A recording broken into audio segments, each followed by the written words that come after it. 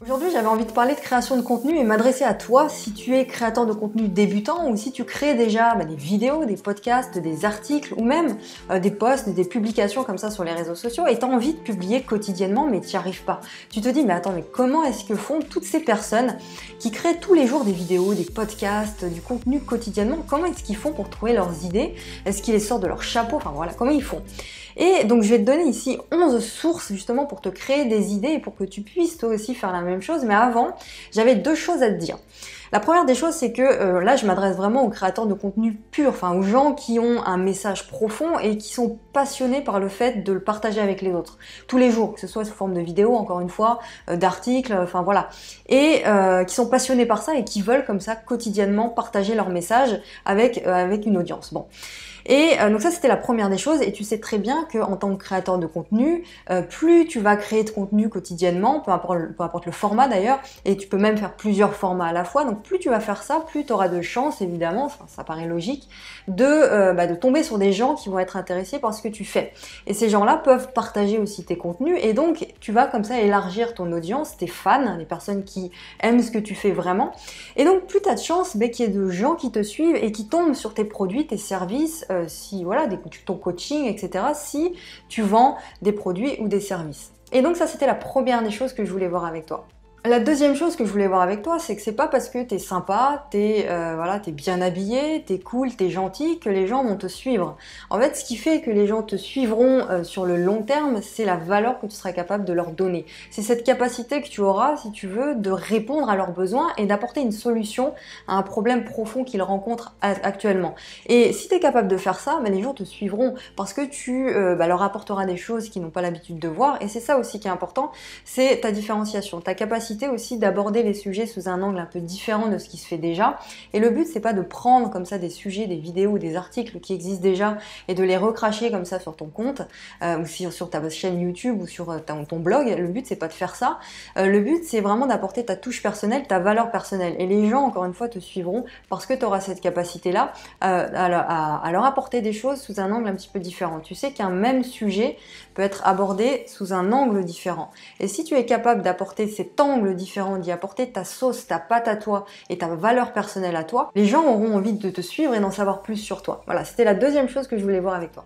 Donc maintenant, on en vient aux sources. Donc la première source que je voulais voir avec toi, c'est tout simplement ton expérience de vie. Personne n'a ton passé, tu as forcément vécu des expériences qui sont venues alimenter la personne que tu es aujourd'hui et ce que tu fais aujourd'hui. Et donc ça, c'est important de venir incorporer comme ça dans tes différents contenus, dans tes sujets, des exemples, des histoires tirées de ton expérience personnelle et qui vont venir étoffer ton sujet, étoffer ta vidéo, ton podcast. Et donc ça, c'est vraiment important parce que ça va te permettre de créer des choses qui sont uniques parce que personne n'a vécu ce que tu as vécu, personne n'a ressenti la même chose que toi quand tu as vécu ces expériences-là. Et donc c'est vraiment important de venir comme ça donner des petits exemples qui amèneront une valeur personnelle qui ne se retrouvera nulle part ailleurs. La deuxième source que je voulais voir avec toi, c'est tout simplement la source qui est la plus proche de toi, ta bibliothèque, chez toi. Parce que, alors peut-être que c'est déjà ton cas, tu utilises déjà tes livres pour venir un petit peu étoffer tes contenus, mais souvent on pense pas à reprendre des livres qu'on a déjà lus plusieurs fois, et souvent on surligne, tu sais, des passages dans les livres où on prend des notes. Essaie de retourner vers ces passages-là, parce que forcément c'est des passages qui t'ont parlé à l'époque, qui t'ont passionné, et donc revenir sur ces passages-là, ça permet de recréer, pourquoi pas, un univers autour de ce passage-là et des idées de contenu.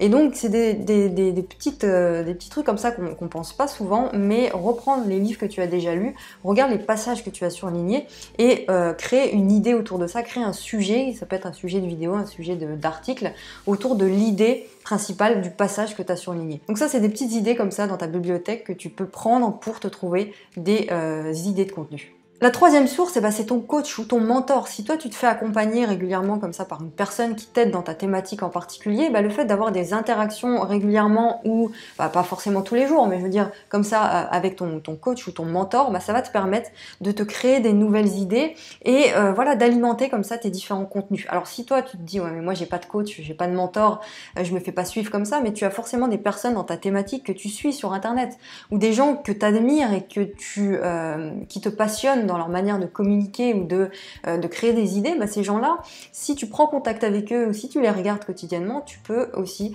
avoir des idées qui te viennent comme ça, des idées nouvelles pour venir encore une fois alimenter tes contenus. La quatrième source, ce sont tout simplement tes clients, tes étudiants, tes élèves, peu importe comment tu les nommes, donc les personnes qui ont acheté un ou plusieurs de tes produits, de tes services ou de ton coaching. Demande-leur, pose-leur des questions, demande-leur si ça a été, si la formation leur a plu, et essaie de voir un peu s'ils ont des questions et s'ils rencontrent d'autres problèmes que tu n'as pas encore soulevés pour le moment. Et l'interaction que tu as avec tes clients, c'est une chose qui est essentielle pour t'améliorer quotidiennement. Demande-leur justement un feedback, un retour, et puis si tu n'as pas encore de clients, demande à ton audience, aux fans que tu as, aux gens qui te suivent, à ta communauté, de comment est-ce que tu pourrais justement améliorer tes contenus et leur faire remplir aussi un questionnaire, un sondage pour améliorer quotidiennement comme ça tes contenus et en créer de nouveaux. Cinquièmement, les événements, les conférences, les formations en présentiel ou en ligne auxquelles tu assistes. Ça, c'est une énorme source d'informations de qualité et en général, donc je te conseille d'ailleurs, c'est de prendre des notes pendant ces conférences-là et donc ça te permet de revenir ensuite par la suite sur tes notes. Donc les notes servent à ça, hein. C'est pas uniquement prendre des notes et puis les laisser comme ça dans un cahier ou un classeur. Et le but, c'est de revenir ensuite sur ces notes-là pour alimenter ton activité à toi, tes contenus quotidiens et tes contenus quotidiens. Donc ça, c'est vraiment important de faire ça, de prendre des notes et de revenir ensuite sur tes notes-là pour créer de nouvelles choses en y mettant ta patte, encore une fois, ta valeur personnelle, ton expérience personnelle, ta vision personnelle. Sixièmement, les podcasts, les vidéos et les interviews. Donc ça paraît logique effectivement, mais c'est vrai que c'est important aussi de prendre des notes quand tu écoutes comme ça des podcasts, des vidéos, pour revenir encore une fois sur ces notes-là. C'est une bonne source justement pour te créer ton contenu à toi personnel. Donc d'écouter régulièrement des podcasts. Moi j'aime beaucoup les podcasts parce que ça te permet de faire ta vie en même temps que tu écoutes les podcasts et donc d'avoir des idées qui te viennent. Et dès que tu as une idée, hop, tu dégaines ton téléphone, ton application ou ton petit carnet de notes et tu notes les idées du podcast, de l'interview ou de la vidéo. Septième source, ce sont les articles. Et finalement, on peut l'incorporer dans la sixième source d'avant avec les podcasts et tout. C'est que les articles, il y a encore énormément de personnes qui lisent des articles. Et donc, si c'est ton cas, eh bien, tu peux relever certaines idées, certains passages de l'article, certains concepts finalement auxquels tu accroches ou peut-être pas. Peut-être que tu n'es pas d'accord par rapport à un certain passage de l'article. Et donc, tu peux répondre à cet article-là ou te dire, voilà, je vais créer une vidéo, je vais créer un podcast, je vais créer une publication pour répondre finalement, entre guillemets, à cet article-là et pour donner mon avis par rapport à ce passage-là. Donc ça te crée comme ça des concepts, des petites idées que toi tu peux reprendre.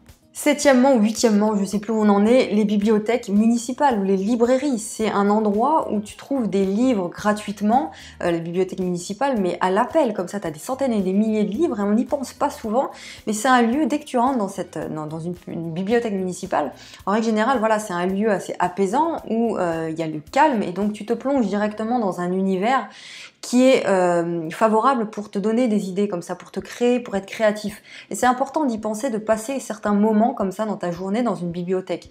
J'étais encore hier à Paris et je suis passée voir, dans une bibliothèque, dans le centre de Paris, et voilà, tu te transportes, dès que tu rentres, dès que tu mets un pas dans une bibliothèque municipale comme ça, tout de suite tu es transporté dans un univers qui te donne énormément d'idées et tu peux passer des après-midi comme ça à prendre des notes, à prendre des bouquins, à feuilleter comme ça des livres pour créer des nouveaux concepts, des nouvelles idées. Donc c'est important d'y penser, les bibliothèques municipales. Huitièmement, les magazines grand public, les journaux porteurs, les journaux à la mode. Donc par exemple, tu te balades comme ça dans un centre commercial, dans le rayon magazine ou dans un bureau de tabac et tu vois les gros titres. Donc je te dis pas d'acheter les magazines, tous les magazines de ta thématique ou les journaux, je te dis de regarder les gros titres parce que les gros titres, ce sont les sujets porteurs, les sujets à la mode, les sujets qui se font et qui plaisent aujourd'hui, à l'heure actuelle, dans ta thématique. Donc regarde les gros titres et inspire-toi de ces titres-là pour créer tes propres sujets de réflexion à toi. Et puis ça te crée aussi un esprit critique. Et quand tu lis un passage d'un journal, d'un magazine par exemple, dans ta thématique, et tu n'es pas trop d'accord avec le journaliste par exemple, bah, ça peut te donner envie de faire un sujet, une vidéo, un podcast ou un article pour donner ton avis à toi et pour donner voilà comment ta vision de ce sujet-là, ton concept à toi dans un contenu tout simplement. Neuvièmement, les meilleures ventes Amazon, les best-sellers Amazon dans le rayon livres. Tu vois, tu vas voir, tu te connectes sur Amazon et tu tapes best-seller dans la catégorie livres et tu vois ce qui se vend le plus. Tu vois les meilleures ventes. Elles sont classées, hein, meilleures ventes, et donc tu vois dans ta thématique ce qui se vend aujourd'hui, ce qui cartonne. Et donc tu peux t'inspirer encore de ces meilleures ventes pour créer tes propres contenus à toi. Et donc ça t'inspire comme ça des idées de contenu. Dixièmement, les citations de gens célèbres. On lit tous souvent des citations comme ça nous motive, ça nous inspire, et peut-être que tu crées aussi des citations, et donc ça peut te permettre de créer un univers autour du concept abordé dans la citation. Et ça peut te donner envie de développer cette citation-là dans un article, par exemple. Moi, ça m'est beaucoup arrivé, ça m'arrive quotidiennement, de tomber sur une citation et d'être inspiré par cette citation-là, et d'en créer une vidéo, d'en créer un podcast ou d'en créer un article. C'est quelque chose qui me passionne de faire ça.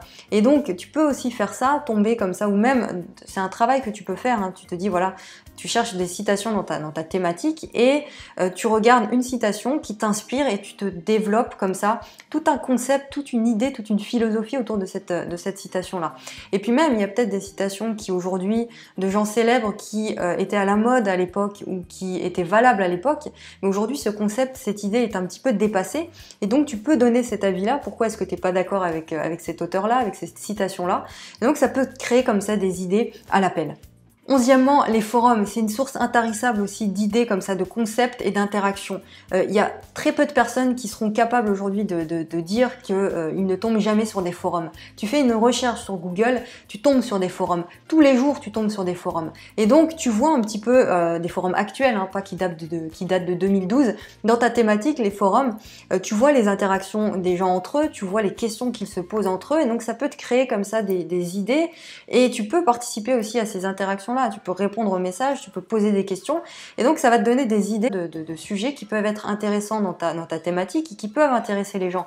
Donc quand tu vois sur les forums des questions ou des sujets ou des concepts qui reviennent régulièrement, tu peux t'en inspirer et tu peux commencer à créer là-dessus. Donc les forums, faut toujours y penser et arrêter de dire que c'est des trucs dépassés.